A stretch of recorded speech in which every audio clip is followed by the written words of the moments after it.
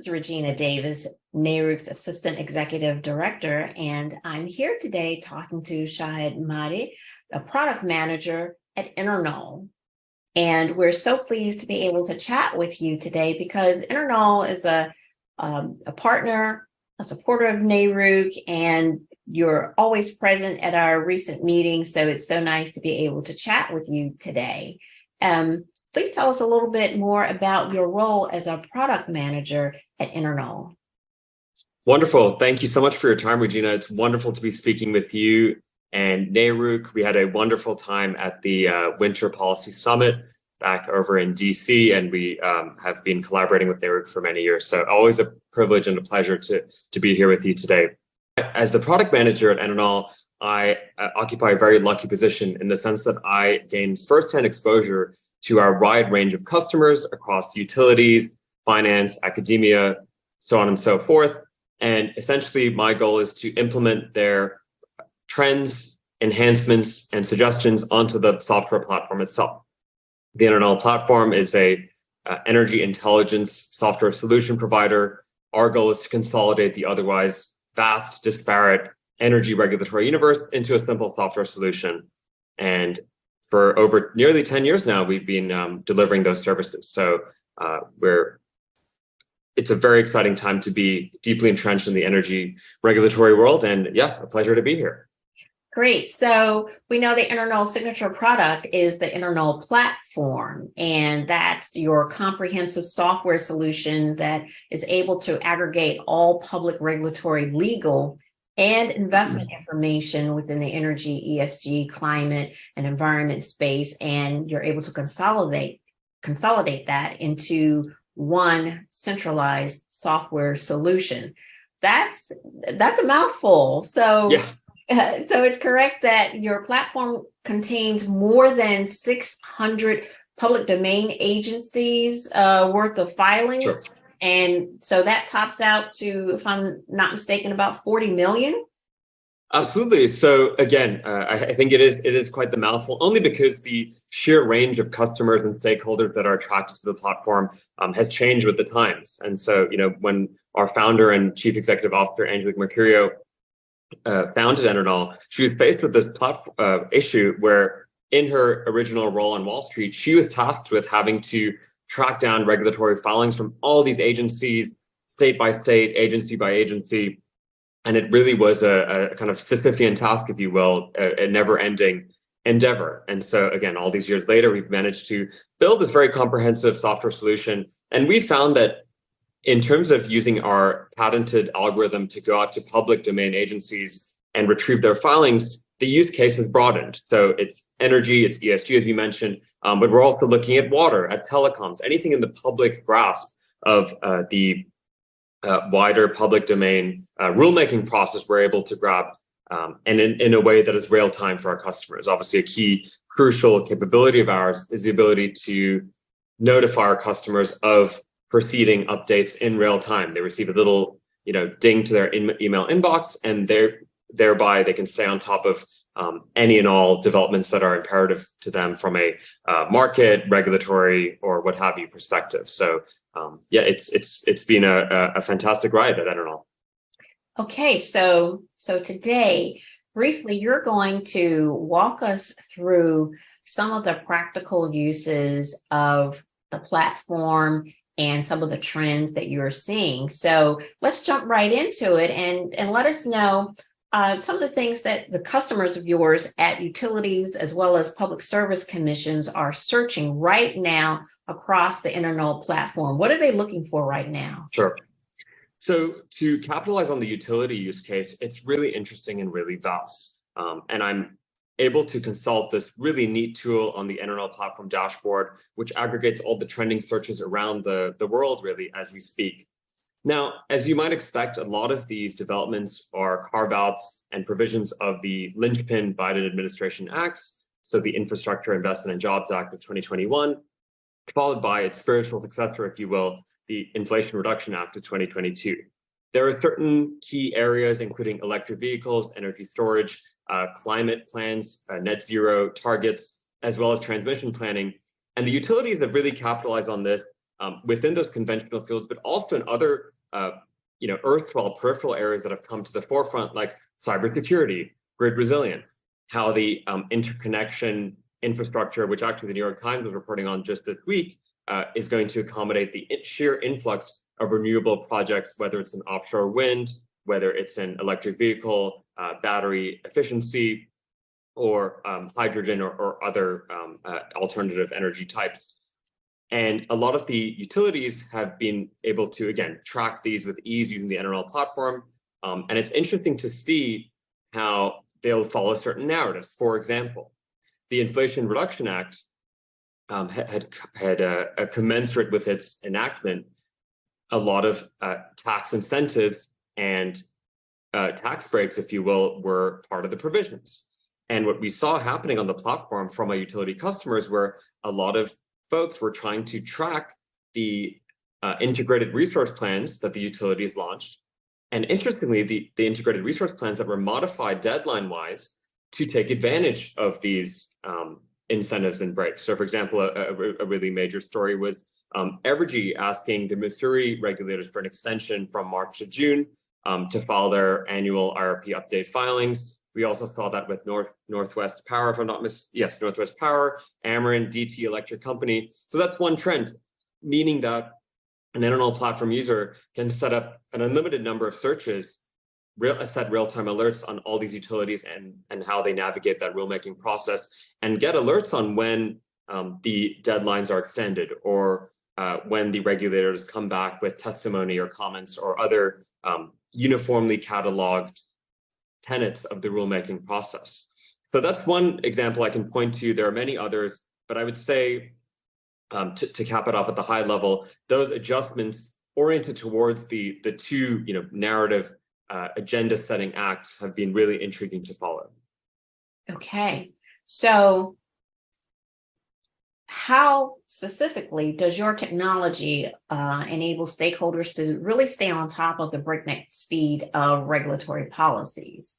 Sure, absolutely. So it's quite dizzying. The rate at which regulatory policy filings are produced has increased 10x in the past 5 years, whether it's the legislatures, the public utility commissions themselves, of course, but also energy and environmental offices that have been empowered by the acts, or of course, regional transmission operators and independent system operators. All these kingdoms, if you will, are just pumping out rulemaking filings at a really dizzying rate. And again, I think it points back to our origin story of Angelique at Wall Street trying to stay on top of this all those years ago.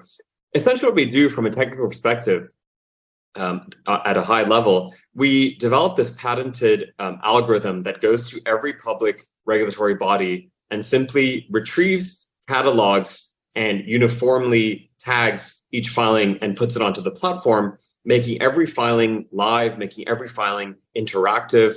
We also have certain research products which will embed these filings as hyperlinks. So for example, there was actually a wonderful NARUC report on performance-based rate making published January 2023. And I was very proud to see that EnerKnol's year ahead report was cited in that, such that the authors of that study were able to stay on top of I believe it was PBR, performance-based rate making legislation or dockets that they were particularly intrigued in citing.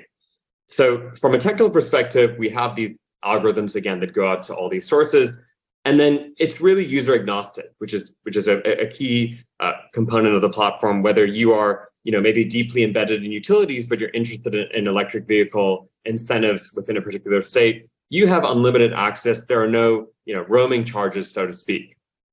And so those are just a couple of the ways that users have been able to stay on top of all the filings.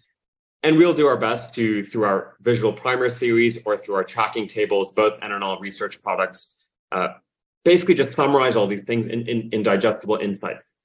Those insights go out to our users every week in the form of an email, again, just making life easier for them, and above all, saving them time and in many cases, saving them a lot in terms of financial resources, because we're just trying to put everything in one comprehensive sandbox.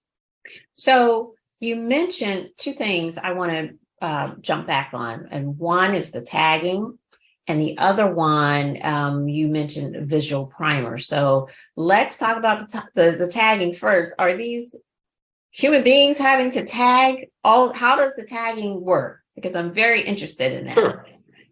So the tagging works again through a really amazing, sophisticated algorithm that we've been building over the course of several years. And we've been building with feedback from many of our utility customers in mind, because they say, look, I want to track something at the New York Public Service Commission, the Iowa Utilities Board. However, New York, Iowa, DC, California, they're calling some of the same ideas by different names. Now, that's a fundamental challenge within many industries. And so our goal was to say, okay, well, we can't do anything about, John Smith in one state and Jane Smith in another state calling it by different things, but we can build a platform solution that empowers you to see, okay, what John Smith calls a renewable portfolio standard, Jane Smith may call an alternative energy standard. And so the tagging from a technological perspective is just sifting through that in really lightning speed and saying, okay, these are the same kind of documents. This is the same crux of the matter. And in being able to recognize that from a machine learning capability, we're just saving the end user time. Because again, we are the antithesis of having to do anything manual when it comes to navigating these 600, I think 700, 800 public domain websites that we've now compartmentalized onto the platform.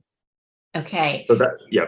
Yeah, so that's very important. And it's really good to know that you are attentive to the feedback that you're getting so that you can make the necessary adjustments to your algorithms as required to make it even easier for the user.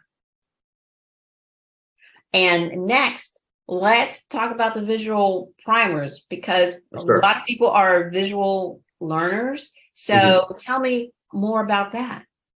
The visual primers are unanimously one of our most popular research products within our utility customers. And the reason is because, quite simply, what we'll do is that we'll look at our platform, and our in-house research team, meaning that the primers are completely proprietary product of ours, they'll look at the trends around the energy regulatory universe and say, okay, carbon pricing auctions or EV infrastructure deployment plans are trending this week.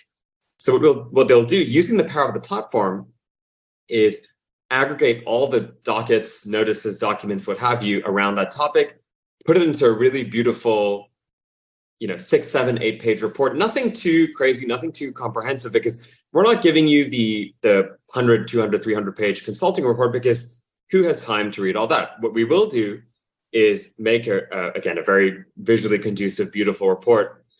But the meat of the matter is, in these reports as standard, we'll have certain pages that say, in the Midwest, here's what's happening in state X, state Y, state Z. In the Northeast, this is what's happening in states A, B, C. And in each of those state paragraphs, so in DC, XYZ happened, we'll actually link you back to the primary source docket or filing that generated that information. And you can see how the workflow develops, because if I'm looking to gain more information on a proceeding in DC, I can click on that little box.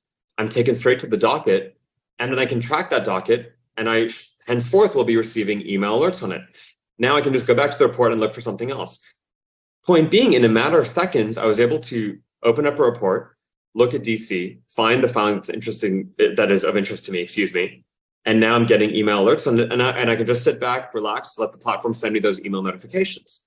Now, I think oftentimes with EnerKnol, we're developing the technology so fast that we forget to step back and say, wait a second, that process that I just described, if you didn't have EnerKnol, that would have taken a few days, weeks. You need a whole team of analysts to go get the documents, print them, PDF them, check the website again, email Jane Smith, your boss, and tell John Smith. It would be a whole rigmarole. We're taking a formerly manual, painstaking process and making it really easy. All this is to say the visual primers are fantastic at keeping you updated on matters that maybe a lot of our utility customers already know about, as well as ones that they may discover for the first time. And I think those are just some of the reasons why they're so popular. Okay. Now, you mentioned earlier the Biden administration's Infrastructure Investment and Jobs Act, as well as the Inflation Reduction Act. So, how have utilities been adapting and taking advantage of these two important pieces of legislation? For sure. At the high level, again, I think I'll carve it out into some key topics because, again, the sheer amount of provisions is absolutely overwhelmingly revolutionary, just in terms of the fact that between the IIJA, the IRA, and also the CHIPS and Science Act, which is kind of part three, if you will, that's a combined over $130 billion towards energy, infrastructure, and climate goals.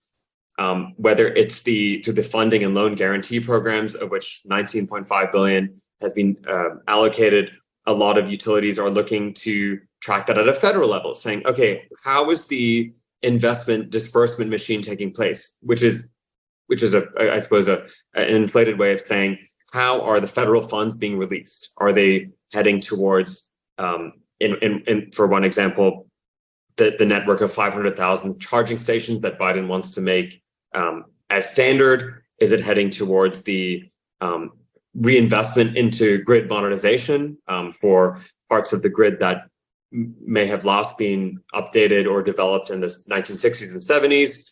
What are the ramifications for grid modernization as they pertain to new technologies? So, can an existing grid support an offshore wind farm, or will it seamlessly be able to plug into a giant interconnection like PJM? So these are some of the topics at a high level that the utility customers are looking at. And just glancing at my screen again at the EnerKnol dashboard searches cloud, which again, people can check out on a free trial. I'm seeing live activity across regional transmission planning, solar bills that have been enacted, offshore wind legislation, and all these topics that I'm reading out loud are ones that are being clicked on in the past day, in the past week. And so with the platform, we're able to anonymously, of course, see what all the other utility customers are doing. And it contributes to that almost democratic sense of information pooling. You can see what user 123 is doing out in some other jurisdiction. And then last but not least, a particular interest of mine is just the sheer cybersecurity angle. So the Colonial Pipeline cyber attack of 2021 was something of a watershed moment when it came to how does the cookie crumble for the regulatory process in terms of safeguarding pipelines, in terms of adding digital resilience at a utility level, in terms of what do we do about the alphabet soup of the federal government, the states, the CISA, which is the Chief Cyber Protection Agency.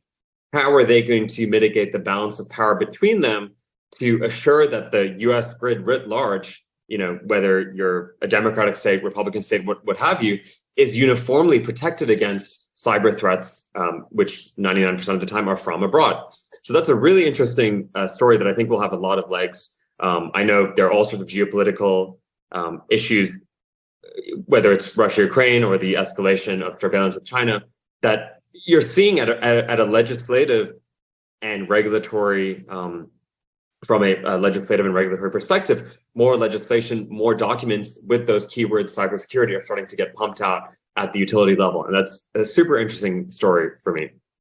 Yes, because as you know, cybersecurity is very important to NARUC's members, and we have a complete portfolio of work in our CPI department devoted to cybersecurity.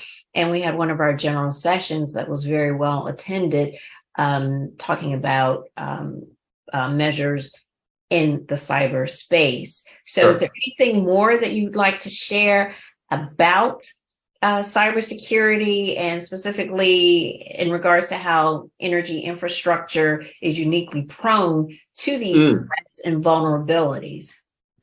Absolutely. I think you set it up perfectly by saying threats and vulnerabilities, because those are the two key words that you'll find ad nauseum throughout dockets and filings as they pertain to energy infrastructure. Now, the worrying thing is, when it comes to energy infrastructure and cybersecurity, it's unfortunately uniquely prone on a couple of levels. Why? So first of all, in any given energy system, you've got a few different layers of technology. You've got the information technology, or IT, which is the term we all know, which is the software, the Zoom medium through which we're speaking right now. But you've also got the operational technology, which is the levers, the switches, the buttons, as well as the platform technology, which is kind of a mix of the both, meaning that there are three layers, three dermal layers, if you will, for attackers to go for. What's really interesting is, in the instance of Colonial Pipeline, DarkSide, the ransomware group that was responsible for the attack, they went after the IT, but not the OT, meaning that they went after the sensitive public information, names, addresses, social security numbers. Of course, they locked it under ransom and said, "Look, pay us 5 million in Bitcoin, and all your files will be locked. If you don't pay by X date, they'll be deleted." Scary, and it's happening to a lot of companies every day, and a lot of them don't disclose it because of reputational fear. Now, what happened at Colonial Pipeline is due to, I would say, obviously panic, obviously fear, they shut down the OT. They shut down a different part of their pipeline, meaning that the dark side, the villains, if you will, they never actually meant to shut it down. So it's interesting to see how these stories percolate, because in examining the different layers of technology, if a cyber attacker is going after one layer, but out of fear switch off one that they were never going to get to, it leads to hysteria, confusion, and of course, this I would say, in the same way that the Lusitania thinking started World War I. The Colonial Pipeline being attacked is sort of the beginning of the new conversation around, okay, energy infrastructure is going to be targeted continuously. Now, in the wake of that, at the high level, I would say there's been a lot of rulemaking in the right direction. So that the North American Electric Reliability Corporation, NERC, issued these cyber critical infrastructure protection standards. CISA has also done a lot of work in terms of working with, for lack of better words, educators, just saying, look, like, this is what you do when you see that message on your screen. This is what you do in terms of two-factor authentication. And the SEC, even from the financial sector, and you can see how that bleeds into the energy world too, they've announced a crypto assets and cyber unit, because cryptocurrency tends to be the lingua franca of how these hackers operate. Mm-hmm. All of this is to say that energy infrastructure and the grid in particular is unfortunately very vulnerable to cyber attacks. And I think we're seeing, again, so many utility folks look at those topics, try and track them and stay on top of them, because this is something, again, red or blue state, regardless of your net generation or type of energy, it's a threat that we all have to work together and collaborate on. Okay, that's true. That's true. And before we jump off, I want to give you the ability to talk to us a little bit more about some of the new features of the platform, some of the new experiences that your utility and your Public Service Commission customers can look forward to engaging in, and why are some of these features important? Absolutely. So in terms of our new features, we've completely revamped and redesigned our fundamental search experience. So our capabilities are faster than ever. We've added more agencies than ever. We've also got something called EK Searches, which is a pre-built library. So if you log onto the platform for, again, a completely free trial for 7 days, you can access its entire library of pre-built monitors, all of which enable you to track real-time filings and receive those notifications. And you can edit them, you can tweak them, you can label them as your own, and so on and so forth. And basically just build up your own library in a very, very fast and easy way. We've also got what's called the research hubs. So they will simply be pages that are labeled by industry. So an electric vehicles hub, a solar hub, a request for proposal hub is a brand new one we're working on, which aggregates all the research in one topic in one place. So you get access to the primers, the tracking tables, the appropriate mapper. And then one area that we're rapidly developing and looking to capitalize on, it's still in beta, is XBRL. So XBRL, for those who don't know, is a very exciting nascent technology. FERC has been very, very public about it. Essentially, they are converting a lot of their industry standard forms to this XBRL file format in the same way that PDF or .doc or whatever is a file format. XBRL is this quantitative format. And we've been doing a lot of work and research into bringing that onto the platform and excitingly rolling out that database. We are looking to launch that in the near future because it will be an absolute game changer. And it's essentially the implementation of another database altogether. So more power to the customers. But I would highly implore any and all NARUC members, people watching this, to hop onto the EnerKnol platform for a completely free trial. I'm more than happy to offer my own assistance and welcoming you on board or showing you around as well. So definitely look forward to seeing some of you try out the platform. Okay, that was very informative, and it seems like no matter what topic someone has in this utility space, they can get some information using the EnerKnol platform. Absolutely. Again, I think our sheer scope of what we're grabbing is only getting broader. And I would say that the need for EnerKnol, I've been at the company for almost 3 years, is more pronounced and sharp now more so than ever, whether it's the Biden Acts, whether it's the advent of just more rulemaking, the digitization of documents, en masse. The need for the platform, we're finding we're getting inbound customers from so many industries, which is all to say that it's further informing the resources that we have, because we learn from our customers and we learn from what our utility folks in particular are searching for and tracking, and that only strengthens the platform. So it's a wonderful, amicable feedback loop. Okay. So I'm guessing that you would urge our members to jump on and find out more about this platform if they think that this is something that can be of assistance to them or their staff. Absolutely. And with a strong degree of confidence, I'm sure it will be, because if it's anything to do with the energy, environment, climate, even if you're just curious about cybersecurity, jump on the platform and you will find there's a whole world waiting for you. So highly encourage folks to jump on the free trial, and I'll be sure to say hi.